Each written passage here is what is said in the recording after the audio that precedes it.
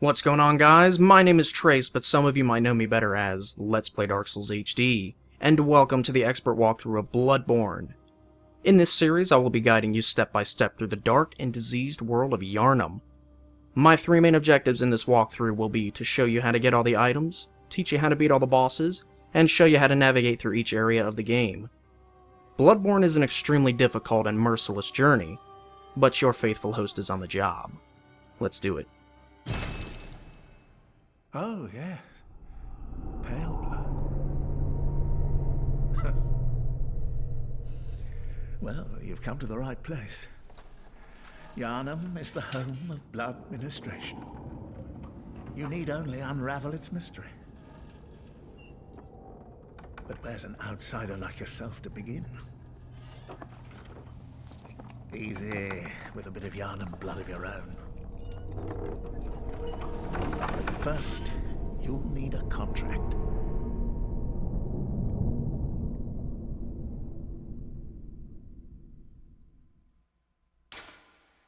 Alright, so I know what you're thinking. A paraplegic old man approaches you in a dark room and asks you to sign a contract to something you probably didn't agree to. Sounds like fun, right? Well, it is, I promise. So let's go ahead and keep the name rather simple and just give him our name. Because why not? There we go. Rather fitting. Now, when you pick your origin, this is going to determine the build of your character. You mostly want to look for stats that you're going to want in the beginning of the game, because this is where the build matters. Each of these origins has a different set of stats. All of them are level 10, excluding the Waste of Skin, who starts at level 4. So all of these are going to have the exact same number of stats, just in different places, everything from Cruel Fate all the way up to Milk Toast.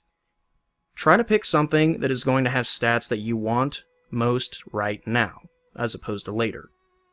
I'm going to pick the Cruel Fate build, because the stats that I'm going to be worried about are Strength, Skill, and Arcane. Those are going to be my main focuses. Now, just like every other walkthrough I've done, I have a pre-planned character for this playthrough. This pre-planned character that I have looks like the Joker, specifically Heath Ledger's Joker from The Dark Knight. God rest his soul.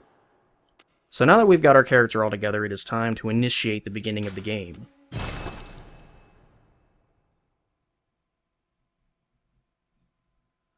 I am very glad that they updated Bloodborne so that you get item descriptions in the loading screens instead of just a giant Bloodborne plastered across the screen for like 30 seconds. This will actually help you with item descriptions, you can pick up on lore, and you can learn a lot about the game just by waiting for the area to load. It's beautiful.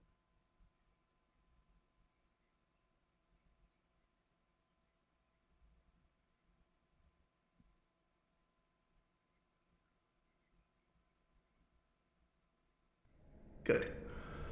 All signed and sealed. Now, let's begin the transfusion. Oh, don't you worry. Whatever happens, you may think it all a mere bad dream.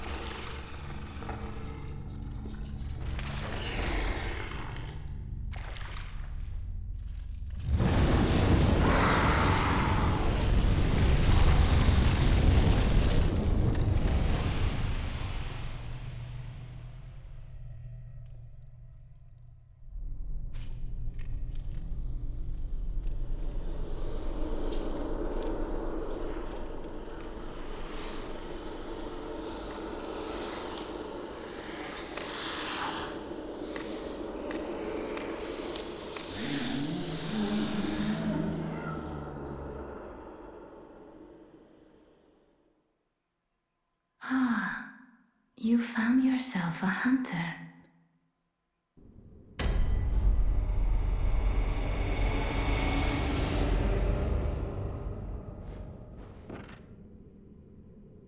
Alright, so Bloodborne spits you out into a place called Yusefka's clinic. You don't know who Yusefka is, you don't know why you're in a clinic. All you know is that you want to take your hood off so you can see how beautiful you are. Yeah. Okay, so when you look at your surroundings, you'll notice that there's vials and solutions and acids and all kinds of other chemicals here. There's hacksaws, bloody tools, bloody rags, and trays full of... Ugh. It just looks terrible. Looks like a whole lot of bad went down in this place, and you have no idea why. You stumble your way over here to the nearest door, and it does not open from this side. This is a classic thing in these games. I don't care which game you play, if it's Demon Souls, Dark Souls 2, or Bloodborne, in every single one of them, you are dropped off on the wrong side of the world at the beginning of the game, because nothing opens from the side you're on. It's okay. We're gonna fix that. Now you'll notice that this glowing piece of paper over here is just about the only thing that you are drawn to when you wake up. Handwritten scrawl. Seek pale blood to transcend the hunt. You don't know who it's written by. All you know is that this is basically your first extremely vague description of what you're supposed to do. It's kind of a thing in these games. These doors will open. I like how the sunlight kind of pours in through the window just to symbolize that it is daylight outside. It's not dark outside. This initial room has little notes on the ground that will show you what the buttons do. You've got your attack. All we have is a karate chop right now because we don't have a weapon. Then you've got your lock on. These are the only two things it's going to give you right now because it's the only two things that you can do. It doesn't teach you how to dodge or roll or anything yet, so don't count on it. That's what I'm here for. Now, when you reach this part, this is not a tutorial boss. I'll tell you that right now. You are supposed to die to this thing. Now, if you beat it, no, there is no reward. You get some blood echoes, and that's about it. And he'll drop a couple blood vials, which is the little red potion item under the green bar up there. That's your blood vials. We have none, because we don't have any. This thing will drop some blood vials for you, and you will actually pick some up in the very next room. But there really is no kind of benefit to killing this thing right now. I kill it just because I can. And I'm going to show you guys how to do that. So this thing, it's a beast. They look like werewolves, but I believe the official term for this enemy is just a beast. They have super hearing. You can't sneak up on him because he's going to turn around and hear you. The thing about the beasts is they have no kind of resistance to physical attacks. You can smack them around, you can karate chop him, and he will die in a certain amount of those. But here's the problem.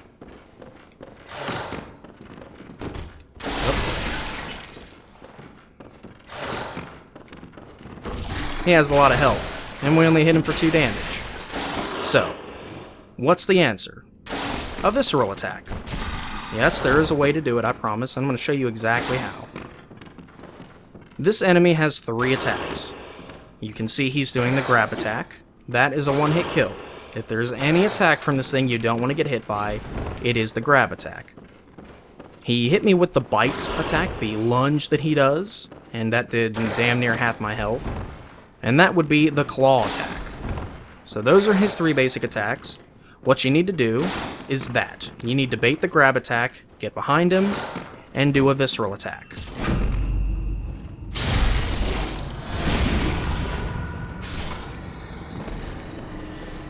And voila, he drops an item. He actually gave me a bloodstone shard, which is nice. That is the rare item that he drops. Typically, he will drop a blood vial for you. A blood vial is this, right here. That is your healing item. Press triangle, and it heals you. He actually dropped this, a bloodstone shard. A solid shard that forms in cold blood. After death, a substance in the blood hardens, and that which does not crystallize is called a bloodstone. At the workshop, these bloodstones are embedded in weapons to fortify them. That's a good thing. That means we'll be able to upgrade our weapon immediately upon getting it. Man, I love studying this place and just looking. I like examining the surroundings and looking at all the tools and just the This place has an extremely creepy atmosphere. You can see all the blood everywhere. You just know that bad stuff went down here.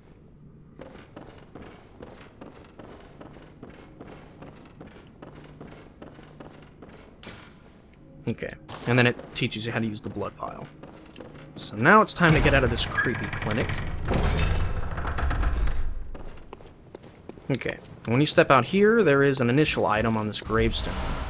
We now have quicksilver bullets. Well, there is no item description for quicksilver bullets. Not yet. We can't actually highlight the item, but we will. Once we get to the Hunter's Dream, which is the hub, we will be able to read the descriptions of the blood vial and the Hunter's bullets. We cannot do so right now because they were automatically equipped to our inventory in the top left of the screen. Closed by a device. Now, if you run into a door that doesn't say, does not open from this side, I can almost guarantee you 90% of the time it will probably say closed by a device. And more often than not, you'll be able to see what's closing it. On the other side of this gate, you will see the lever right there. Krunk is unfortunately not here to pull the lever for us. But then again, it would probably be the wrong lever.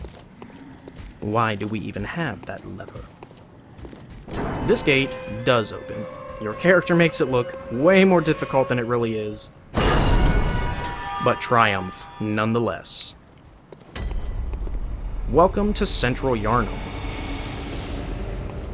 Down these initial steps, you get more blood vials, which is good. Those are your healing items. Those are good for when you get hit. Cannot get past this carriage. It's not blocking anything, I promise. Another carriage. Poor horsey. Now over here, you are going to run into more enemies. These guys are not like the beast that we just took down. These guys have weapons, and they're a little bit smarter. This guy has a torch and an axe. He's bad news. Ow. See what I mean? He does half our health in one hit. Now, you can do the exact same thing to this guy. You can get a visceral attack on him, if you want. Because as you can see, we only do 3 damage. It means we're going to have to punch him about 50 times to kill him. And let's face it, ain't nobody got time for that. Well, that was unfortunate. Arrgh. You guys get the point, though. Now, if anything, try not to get hit by the torch, because it's going to do a lot more damage than the axe.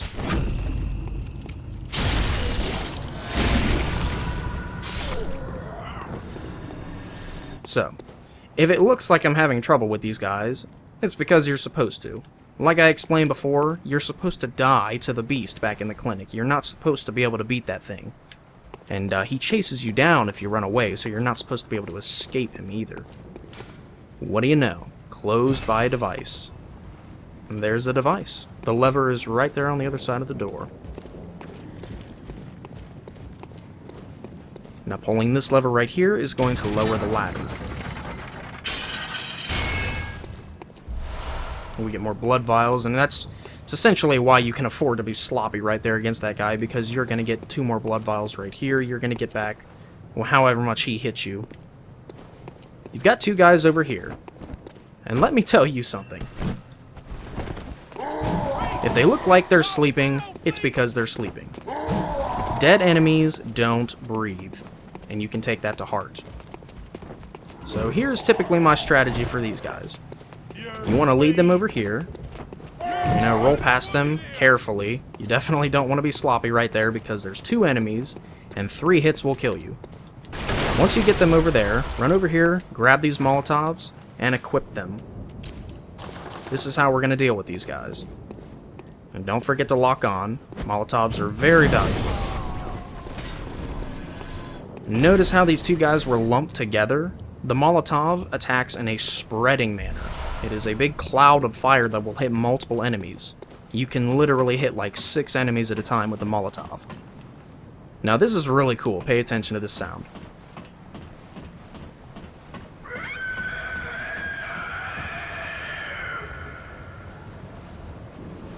That would be the Cleric Beast. That's going to be our first boss in the game, and he's lots of fun. So when you run up here, you run into your first lamp. This lamp is going to be your landmark, and it is how you travel between different areas of the game. The game is technically open world, but there is a hub system. And when you light this lamp, it will transport you back to the hunter's dream. And just like the message says, every time you die, you will revert back to the lamp that you last rested at. So let's take ourselves back to the hunter's dream. Man, I love the creepy bells. It's definitely one of my favorite parts of this game is probably the sound. The sound engine in this game is incredible. Atmosphere is everything in these games.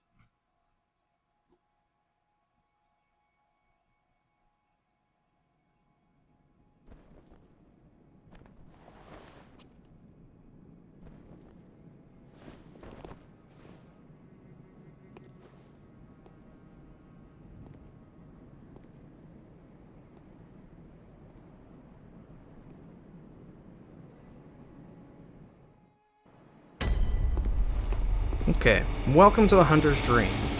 As you'll notice, when we got here, our character stood up off the ground as if we were dead or something. That is a default cutscene. The first time you enter the Hunter's Dream, the game assumes that you died to get here. That's what's supposed to happen. You're either supposed to die to the beast in the beginning of the game, or you're supposed to die to the first set of enemies. You're not really supposed to be able to make it to the lantern, but if you do things as I do them, I will teach you how to make it to the lantern instead of dying in the beginning of the game. So it takes practice. I know what I just did probably looked more easy than it is, but it wasn't, I promise. You will have difficulties with that. When you hit these steps, you're going to see these messengers come out of the ground one by one. All three of these guys are going to offer you your beginning equipment in the game. This is the doll. She's not active right now because you need one insight to have her active. And the insight would be the little eyeball icon up at the top right corner of the screen. It's a 0 for us because we don't have any insight. Therefore, she is lifeless. Heading over in this corner is your first merchant in the game. All of these messengers have different purposes. This is where you can read the description of blood vials and the silver bullets, the items that we picked up. Special blood used in ministration restores HP. Once a patient has had their blood ministered, a unique but common treatment in Yharnam, successive infusions recall the first and are all the more invigorating for it.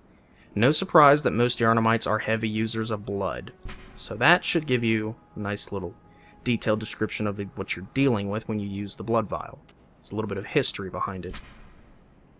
Special bullets used with hunter firearms. Ordinary bullets have no effect on beasts, and so quicksilver bullets, fused with the wielder's own blood, must be employed. The strength of quicksilver bullets depends greatly upon the wielder's blood tinge. This is true. The more blood tinge you have, which is, if you look in the bottom right, our blood tinge is 5. It's not very good. Our hunter bullets are going to be weak. But that's okay. The hunter bullets are not necessarily supposed to be a source of damage in this game. You'll see what I mean later. Now heading down in this direction, there are generic messages everywhere. It will show you different things about the game. It'll teach you how to use, like your extra set of items, which is left on the right side of the touchpad. When you go to your start menu, this is your main set of items. You have 6 of these. But you have an extra 6 slots if you go to the right side of your touchpad on your PlayStation 4 controller. The left side of the touchpad is your gestures. Like so. So that's essentially what these little messengers are for back here. They will teach you really, really simple and basic traits of the game. This gate stays closed until the very end of the game. You don't have to worry about that for a long, long time. These are the headstones. There are 4 of them. These headstones are going to take you to different areas of the game. Depending on how many lanterns you light is how far you can go. Awaken at the selected location in Yharnam. We just touched a lamp in central Yharnam. That is the most recent lantern we've touched. The first one is the first floor of the sick room. There was no lantern there, so no, you're not crazy, I promise. but there is now. Once you go to the Hunter's Dream, there is automatically a lantern implemented at the sick room, which is exactly where you spawned. So, this first set of messengers is going to give you your trick weapon. Now there are pros and cons to each of these weapons. The Saw Cleaver is very good. I would highly recommend that you start the game with this weapon. Not only is it extremely fast, but it does bonus damage to beasts. You get that little bit of extra damage in the beginning of the game, and it's going to help a lot. It also has good range. The Hunter's Axe it's one of the more difficult weapons to use in the beginning of the game. It's got a great transformation, it's got good range, it hits like a truck, but it is slow.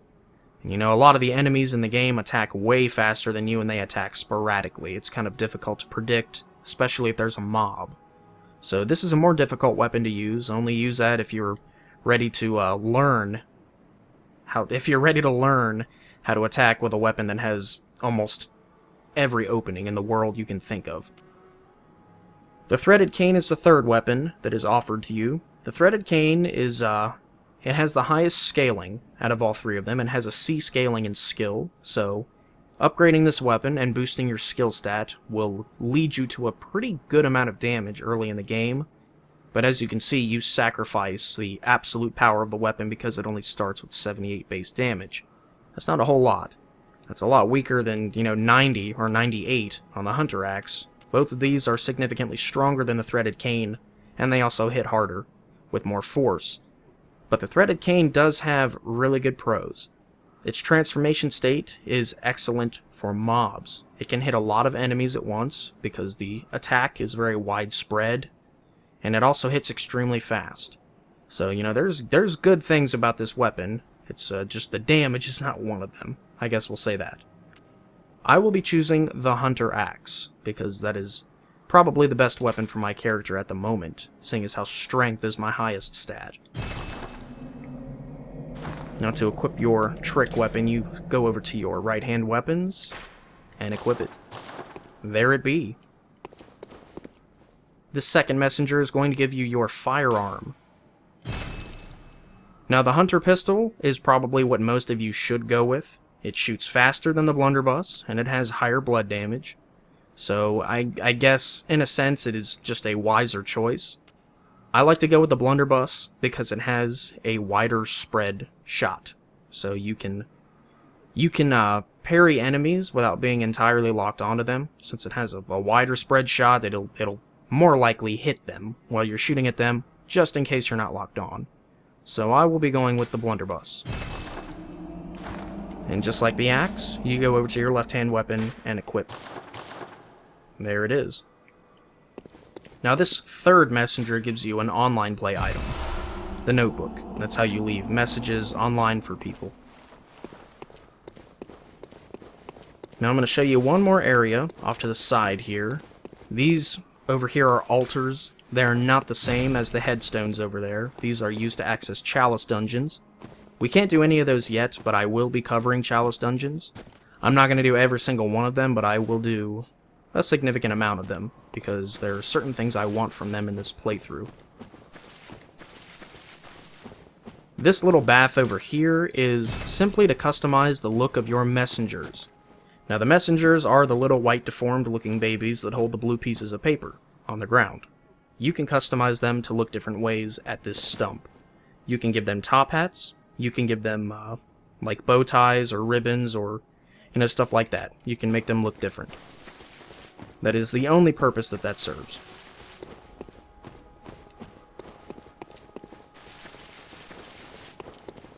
So this big house right here, this is the part of the Hunter's Dream that actually matters.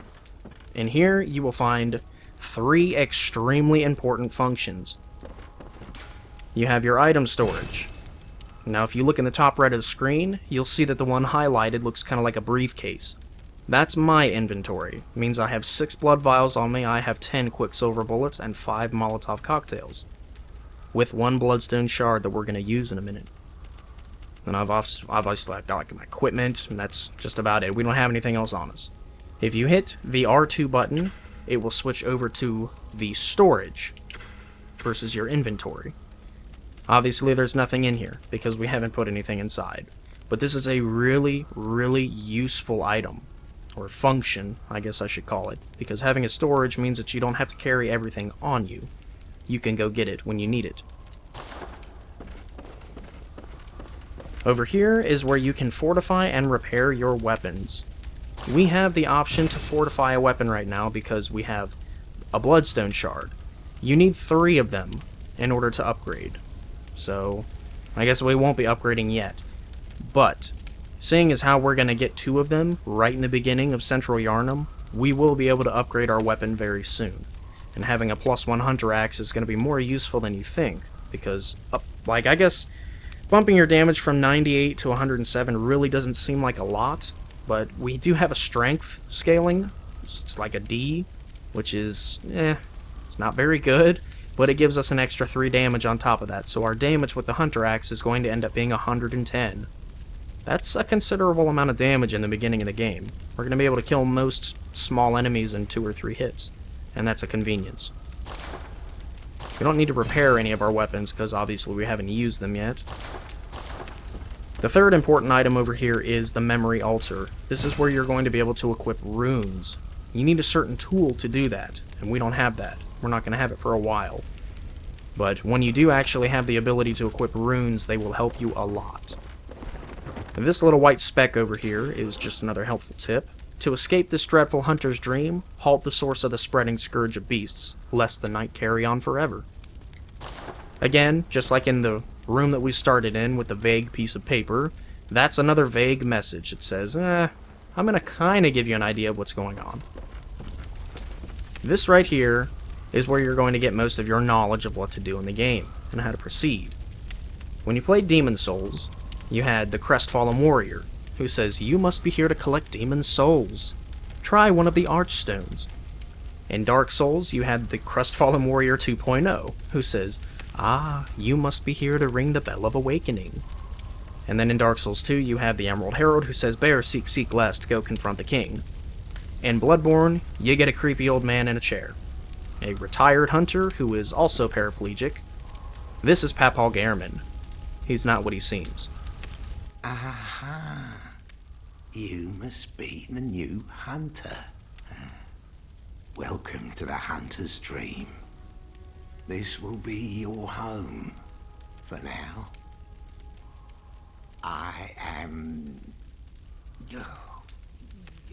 Gherman, friend to you hunters. You're sure to be in a fine haze about now, but don't think too hard about all of this. Just go out and kill a few beasts. It's for your own good. You know, it's just what hunters do. You'll get used to it. This was once a safe haven for hunters. A workshop where hunters used blood to enhance their weapons and flesh. We don't have as many tools as we once did, but you're welcome to use whatever you find. Even the dog, should it please you. This was what Okay, that's the end of his dialogue. So, the only thing I got out of that was, back in my day, we didn't have an item storage conveniently placed in the options menu. All we had was whatever we could fit in our pockets. That's Gherman for you. But, now that we've explored all of the Hunter's Dream, it is time to go back to Central Yharnam where we will begin Bloodborne. But that is going to have to wait until next time, because I'm actually on a budget for time right now, so I know the first episode of the Expert Walkthrough of Bloodborne was kind of short, and you guys are just going to have to bear with me, but life has definitely been taking its toll on me lately. I'm extremely busy, and I'm super pumped to get this series out for you guys. I'm really glad it started. But I know a lot of you wanted Scholar of the First Sin. Scholar of the First Sin is coming soon, I promise. I will probably start Scholar of the First Sin alongside Bloodborne. I'm probably going to have 2 series going at the same time, which is probably not a good idea, but I'm going to do it anyway, because you guys are worth it. So, thank you guys so much for watching as always. I'm glad to start the Expert Walkthrough of Bloodborne for you. I have been your faithful host, Let's Play Dark Souls HD, and I will catch all of you in the next video. Babushka.